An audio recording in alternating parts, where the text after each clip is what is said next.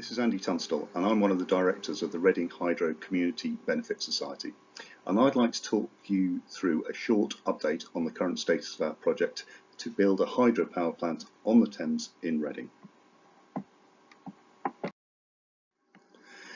What I'd like to cover today is, first of all, an update on what's been going on in the project since our last update at the AGM at the end of March 2020, where we explained that the project was likely to cost more than we had anticipated.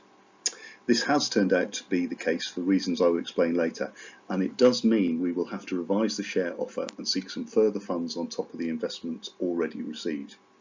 I'll then explain what this means for both existing share applicants and also new applicants, as we will be reopening the offer to some new applicants. So what have we been doing? Well, in fact, a huge amount on many levels, and I'd like to go into detail in some of these later.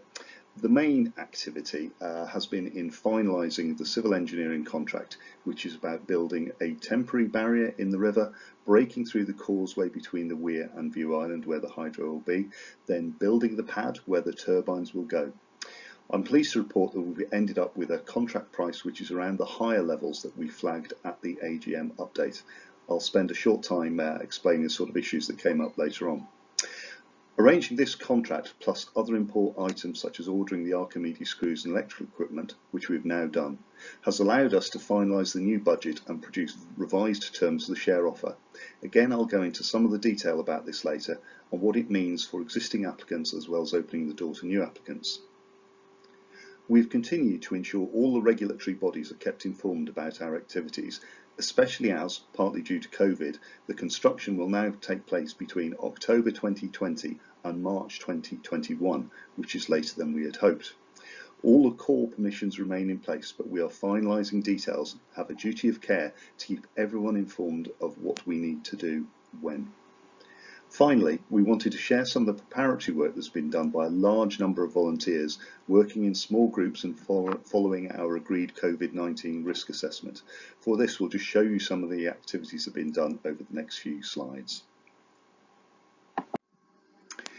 Getting the preparatory work done by the volunteers has been partly to get ahead with the programme before the civil contractors arrive, partly to save money and partly to involve some of our community.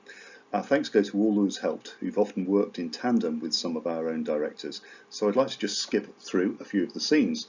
So in this first slide here, you can see the installation of bat boxes, which were made by and positioned by our only Dr. Tony Cowling, the founder of Reading Hydro.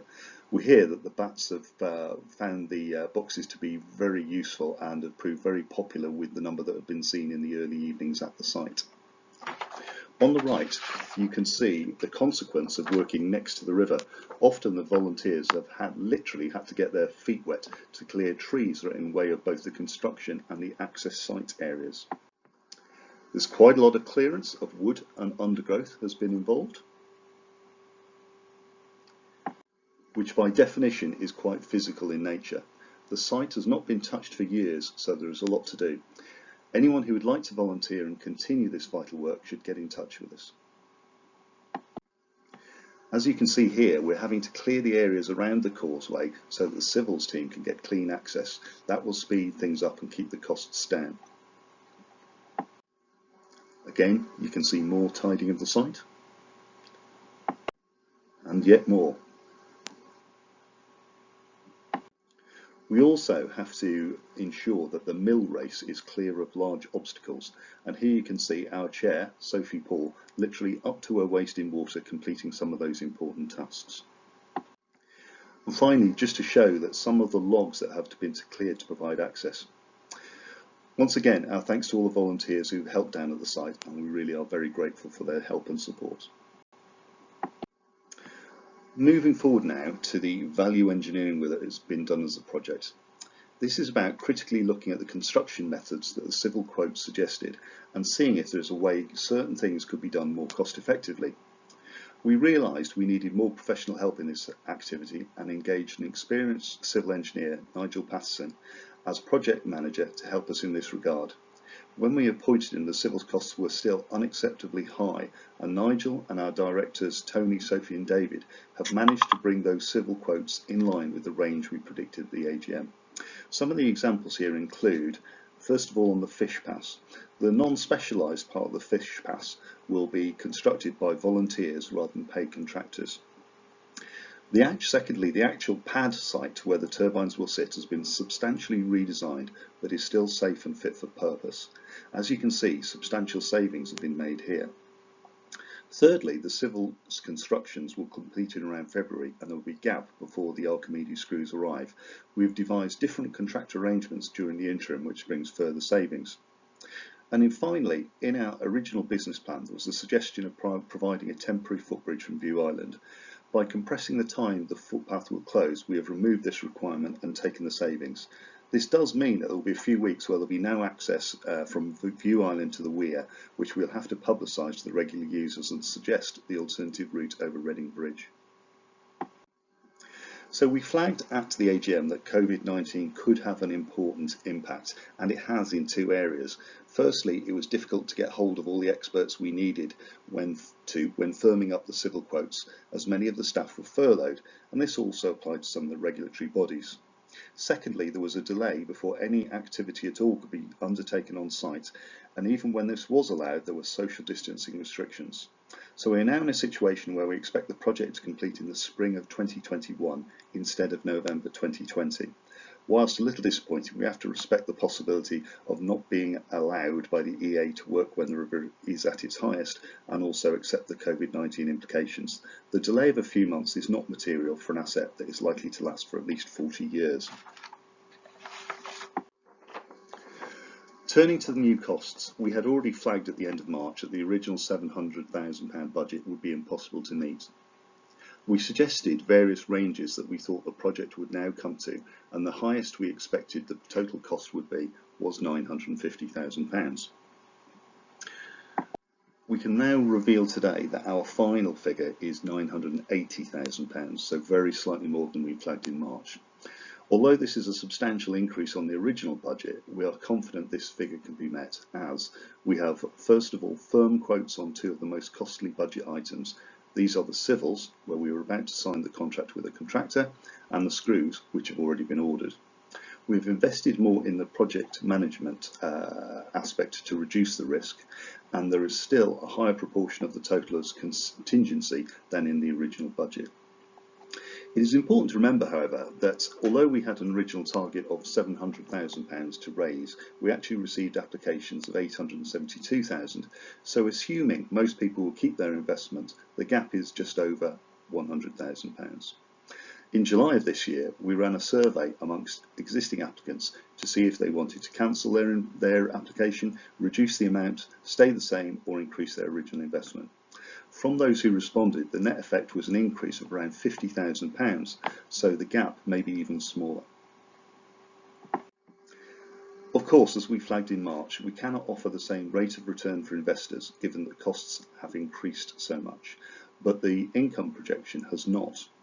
So the key changes compared to our original offer are: on interest rates, the original interest rates were paid at 4% each year from year 2. But now they will be paid at 2% in years 2 to 4, 3% in years 5 to 7, and 4% thereafter. It's worth mentioning that the base rate at the time of the share offer through January and February was 0.5%, but now that has fallen to 0.1%. Our total interest costs go up because the borrowed amount is larger. And the community benefit, which for a normal company would effectively be the profit, does go down, but it is still substantial over the lifetime of the project, especially in the later years. As the project will pay interest and capital, the best way we think to look at the returns is to consider the amount you would get over the first 10 years for a £1,000 investment. This shows that the original value was £630 and the new offer is £542. And the investor would still have £700 worth of shares invested in Reading Hydro, earning interest and to be repaid in years thereafter. As ever, a huge amount of detail went into producing these figures, and the details behind these are available in a revised business plan and a revised share offer document, both of which are available on our website as they were before. So the share offer is open to existing applicants and also new applicants, because we do expect a shortfall even after the increased contribution from existing applicants. Once the new target of £980,000 has been reached, the raise will stop, and we will then have a situation where we will have a waiting period, which I will explain in shortly. So for existing applicants, they can choose one of 4 choices, and the first 3 of those choices mean that they accept the new terms and conditions on the interest rates. So first of all, they can retain the same level of investment. Secondly, they can increase the amount they've invested up to a maximum of £100,000 by paying the difference between what they've paid already and the new higher amount. Thirdly, they can reduce the amount of their investment and therefore get a partial refund. And finally, get a full refund. And new applicants can apply via Share Energy. And again, details of this are on our website and in social media. So all existing applicants will be contacted by Share Energy in mid-August and asked to state their preference using an online form within a 2-week period. If increasing the investment, the extra amount must be paid at the time. And if no response is received from the applicant, we will assume that the applicant is happy to maintain their original investment under the new terms and conditions. Some individuals and institutional investors have requested to be notified of any reopening of the scheme, so please share with anyone you know who might be interested but missed the original offer. They will be able to apply via the website in the same short 2-week timeline, but we will be publicising this availability. If we do get oversubscribed again, then the first come, first served rule will apply for applicants who are increasing their shareholding and new applicants, with any surplus applications put into a waiting list. So our clear message is to please confirm your choices or apply for new shares as appropriate as quickly as you can. In summary, we hope that you can see that we've invested in improving the accuracy of the final budget. We've started construction, ordered key components, finalised the civils contract, which will be signed on Wednesday the 19th of August, and utilised volunteers as much as possible in the preparatory stages. Once again, thanks to all of who've helped there. We want to continue the engagement with the community and our investors, who have been incredibly supportive throughout these challenging times. We hope and are very confident in the ability for existing shareholders and some new ones to bridge the gap we need in the finances to ensure completion of the project. And as before, as your board of directors, we remain confident in the project and its ability to provide renewable energy in line with Reading's zero carbon plan, substantial benefits to the community over the lifetime of the project, and a reasonable rate of return commensurate with risk in these times of low alternative interest rates. We hope you will continue to support Reading Hydro, and if you've got any questions, please email admin@shareenergy.coop. Again, we thank you for your support of this important community project.